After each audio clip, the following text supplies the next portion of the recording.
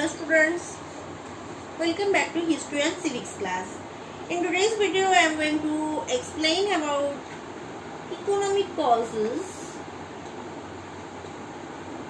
in the first war of independence 1857.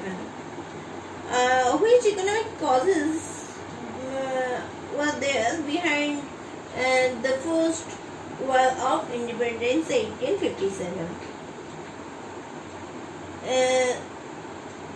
Behind these, the 7 main economic causes were there. You have to try to learn 4 points of these economic causes, and then also the highlighted portion in your book also you have to learn. What were the main causes? First one was the ruin of trade and handicrafts. In Indian textile, the policy makers in England, they were getting popularity, and in 1720, which was prohibited the use of Indian silks and calicos in England. So the British rulers, they deliberately crippled Indian arts and crafts. Heavy duties on Indian silk and cotton textiles in Britain, and 70 and 80% respectively destroyed those industries. That's why it was an economic loss.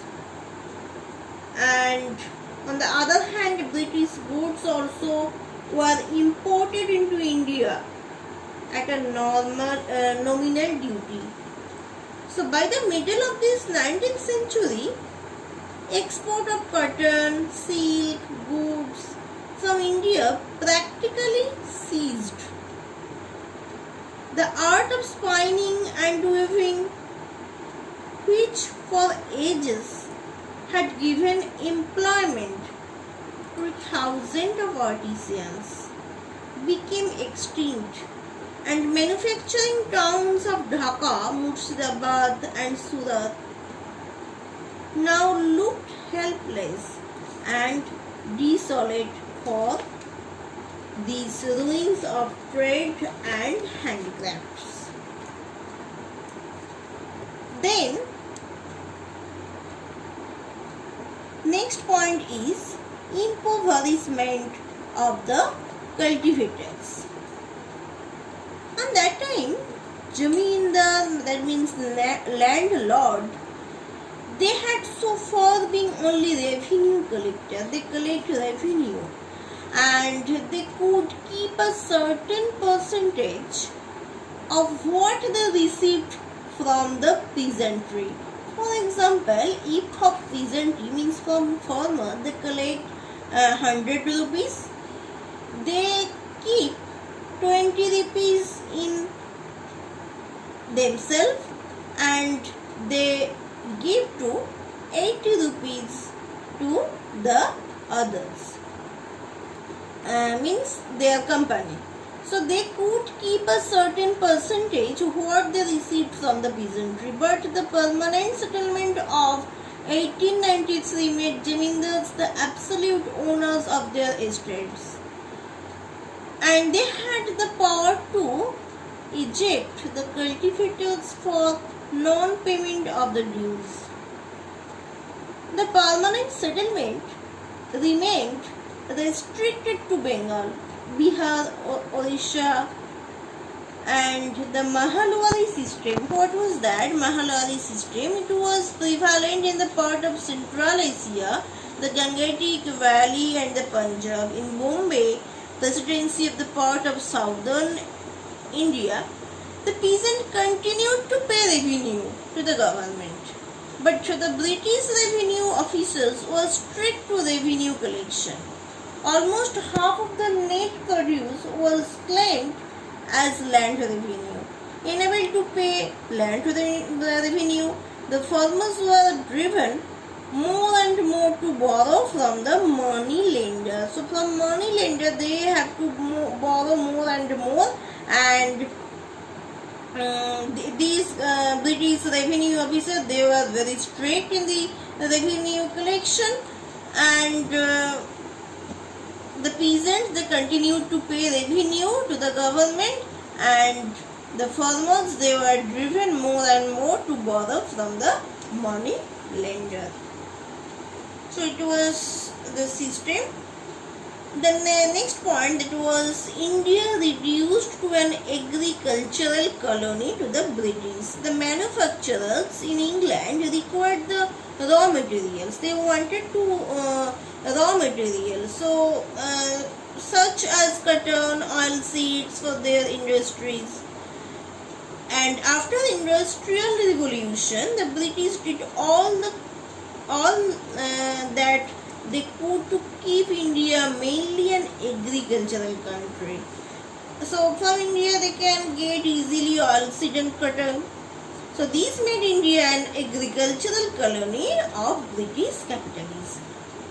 Then inhuman treatment meted out to the indigo cultivators.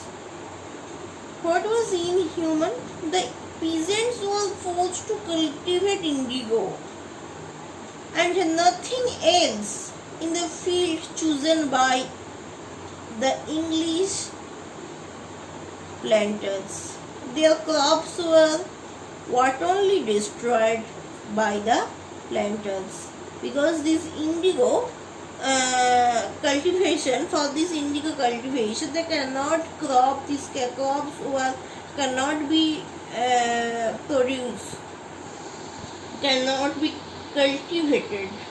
So their houses burned and their cattle carried off and plundered. So they cannot be used crops, they cannot be not used, they cannot be cultivated crops. They they have to cultivate, they have to cultivate to indigo. If they were not agree, so how they were tortured, and they tortured, they destroyed all their planters, they destroyed their houses, burnt their houses, and their cattle they carried off as a plunder. Then annexation, the rent-free lands and estates. In 1852, an Inam Commission was appointed requiring to title deeds owners of large estates, and the landed gentry, that was Talukdar of Awadh, they were also faced serious hardship after the annexation of Awadh, and most of them was deprived of the estates, and that proud aristocracy says Majumdar were reduced to beggary and servitude. Then loss of livelihood and big loss of livelihood, it was not too important. Big feminists, it was important, because big famine of 1837 to 38, it was made people desert their villages and wanders in the search of food. So these famines were no doubt that the result of drought or either calamities. The government could lessen people's misery, but it seemed that it had no will to act.